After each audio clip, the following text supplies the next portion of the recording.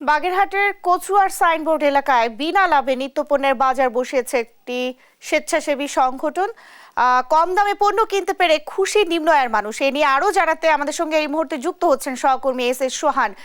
সোহান, মুনাফাহীন এ বাজারে কি কি পণ্য মিলছে আর ক্রেতা বিক্রেতারা কি বলছেন, বিস্তারিত জানাবেন। প্রতিদিনই কিন্তু বাজারে নিত্য প্রয়োজনীয় পণ্যের দাম বেড়েই চলছে। এই বাড়ার কারণে হতদরিদ্র মানুষেরা কিন্তু খুবই বিপাকে পড়েন। অনেক ক্ষেত্রে তাদের যে প্রতিদিনকার বাজার, সেই বাজার কাটছাট করতে হয়। এই দরিদ্র মানুষদের কথা চিন্তা করে বাগেরহাটের সাইনবোর্ড বাজারে চলো পাল্টাই এবং সাধারণ ছাত্ররা কিন্তু এখানে বিনা লাভের বাজার পরিচালনা করছেন। আজকে শুক্রবার জুমার পর থেকে এখানে 12টি পণ্য বিক্রয় শুরু করেছে। বিশেষ করে আলু, কাঁচামরিচ এবং পেঁয়াজ কিন্তু বেশ কম দামে পাওয়া যাচ্ছে।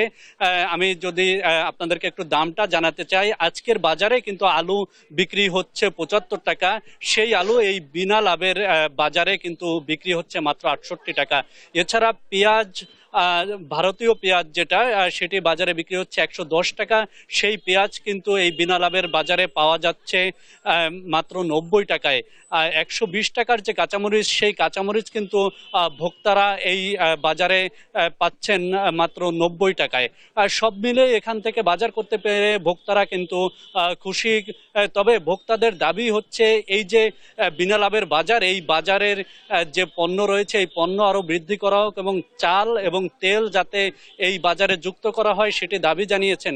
আমার সাথে এই যে বিনা লাভের বাজারের যে উদ্যোক্তা চলো পাল্টাই নামে একটি স্বেচ্ছাসেবী সংগঠন, সেই সংগঠনের সভাপতি ইনামুল হক শিমুল রয়েছেন। তার কাছে শুনবো যে এই বাজারটি আসলে কতদিন তারা চালু রাখবেন।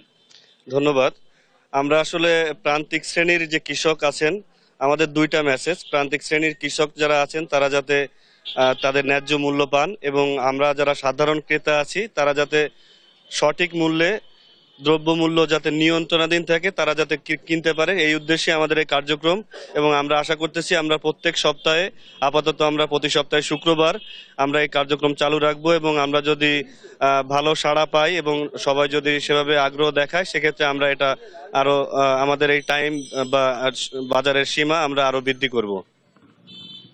দর্শক, আপনারা শুনছিলেন যে তারা কিন্তু প্রতি শুক্রবার এই সাইনবোর্ড বাজারে এই বিনা লাভের বাজার চালু রাখবেন এবং এভাবে যদি চালু রাখা যায় তাহলে সাধারণ ভোক্তাদের উপর যে নিত্য প্রয়োজনীয় পণ্য ক্রয়ের চাপ, সেটা কিছুটা কমবে বলে ধারণা সবার।